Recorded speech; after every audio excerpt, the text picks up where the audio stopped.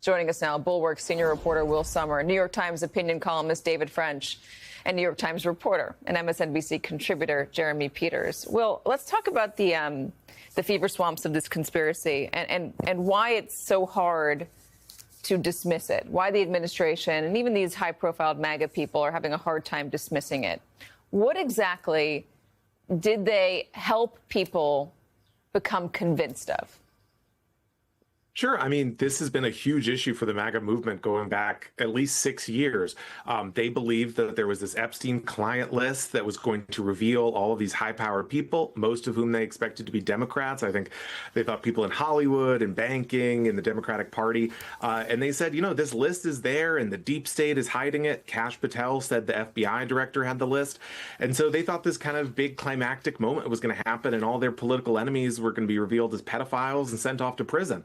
But as we've seen, suddenly Trump says, no, let's close it up. And so that has been really hard for the administration to move past.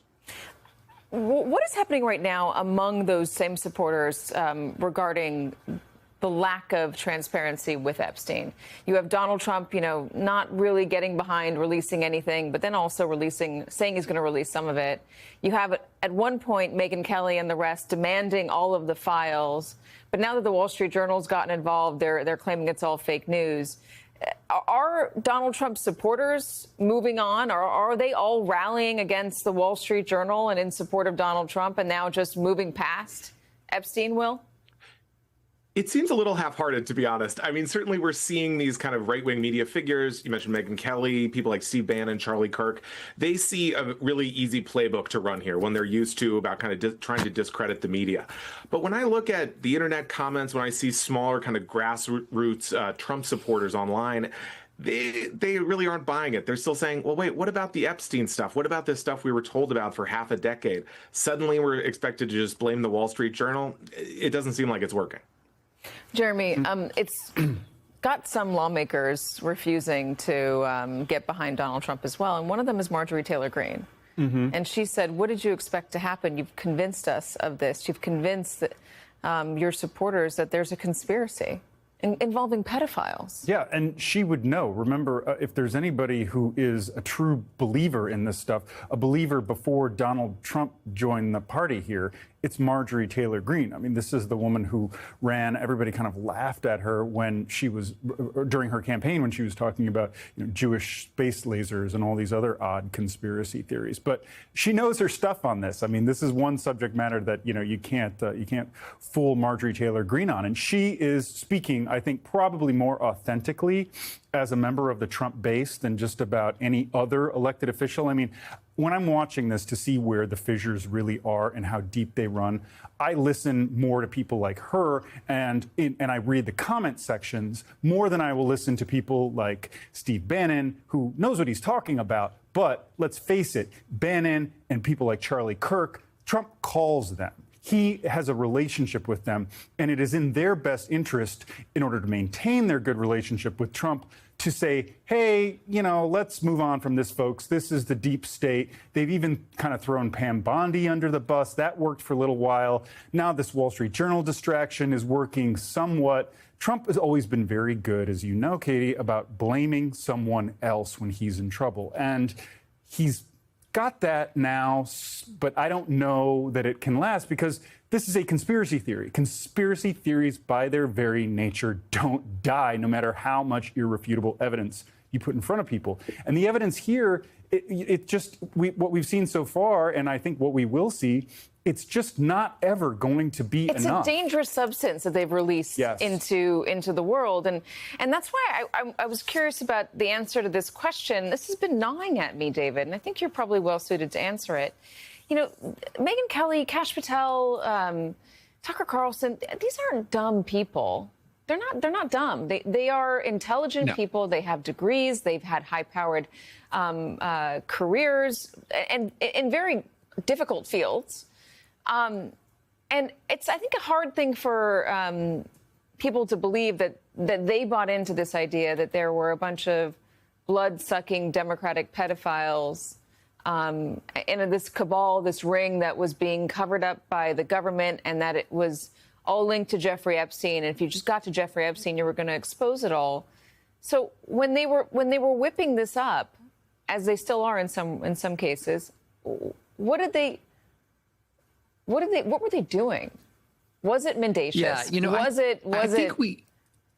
tell me. I think we always underestimate the extent to which intelligence equals wisdom. These are different concepts. So intelligence is just your raw horsepower, like, can you understand stuff? But wisdom is like, how do you weigh things morally? How do you understand the moral proportion of things? And you have a lot of people who are intelligent, and they are just absolutely all in on a political movement, and it has distorted their thinking so much that their intelligence is often in service of a delusion. Their intelligence is often in service of a con. I mean, we've got a lot of very smart con artists out there, for example. So intelligence and wisdom and morality are different concepts. And so you have in MAGA an awful lot of very intelligent people who are neither wise nor honest. And so they're using all of that intelligence and pouring all of that intelligence and selling millions of Americans on a con. And now some of them, Katie, some of them end up believing it. They really do. They drink the Kool-Aid so long, so much. They're so familiar with all the arguments against all of the sexual assault allegations or all the sexual harassment allegations against Trump that they fully believe like he's some sort of innocent figure here. And then when reality intrudes on that, you see them just react in often unpredictable, often in, they move quickly into disarray. And this is one thing that we have seen in MAGA. A lot of MAGA, including some of the smartest influencers, are in disarray right now. But there's been so many images of Donald Trump and Jeffrey Epstein. There have been so many links between Donald Trump and Jeffrey Epstein. There could be so many more if some of this material does actually get released into the public. It's not just that, David. As I mentioned up top, there have been longstanding reporting and allegations of the way Donald Trump treats women, even young women. We've heard Donald Trump himself on camera, his own voice talking about what he believes he can do with women. There's the Access Hollywood tape, but there's also just a lot of hours of interviews with Howard Stern, where he brags about his relationship with women and owning these pageants. So he has this history. I mean, New York City Playboy, he has this history, and he has this history with Jeffrey Epstein, and the allegations that are out there are all about these predators. And how do you square this conspiracy, but then keep Donald Trump on the clean side of it? How does that work? Well, Katie, you and I know chapter and verse about all of these past allegations against Trump. We know chapter and verse of all of the allegations of harassment, of abuse, of all of that. We know this, but I promise you this. If you go into core parts of MAGA America, they don't know about this stuff. They've been so conditioned to reflexively disbelieve anything they see in the mainstream media, for example, anything they see on MSNBC, anything they see in the New York Times. They've been so conditioned to just reject it all out of hand that they are operating in a remarkable degree of ignorance about the allegations about Donald Trump. But I understand I understand that. What about the Megyn Kellys and the Tucker Carlsons and the Kash Patels and the people who know about this stuff, who've reported on it over the years, who are plugged in? They were, either they've seen the New York Post over the past few decades. I mean, they know Donald Trump and his reputation. They're the ones. What about what they're doing specifically? They have no excuse. They have no excuse. They know what they are doing. And the way that they have built an audience, the way they have attained power is by telling the MAGA world what they want to hear. And that's why for a very brief time, it was so notable that Megyn Kelly seemed to be holding Donald Trump's feet to the fire. It was, wait a minute, Megyn Kelly is asserting some independence here after her recent turn towards much more MAGA kinds of commentary.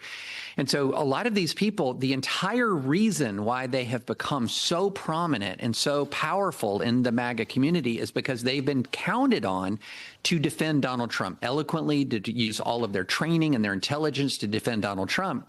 And so this is their core job description in many ways. And the Epstein files have disrupted it. Now, some people, Megyn Kelly for a short time, really seemed to be holding their feet to the fire. Charlie Kirk even seemed for a short time to be alarmed Marjorie Taylor Greene, as you said, still seems to be alarmed.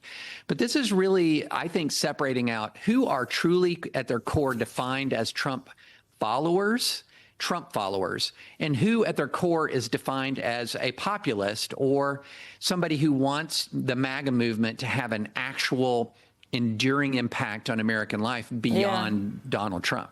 It's interesting. Smart people, great broadcasters as well.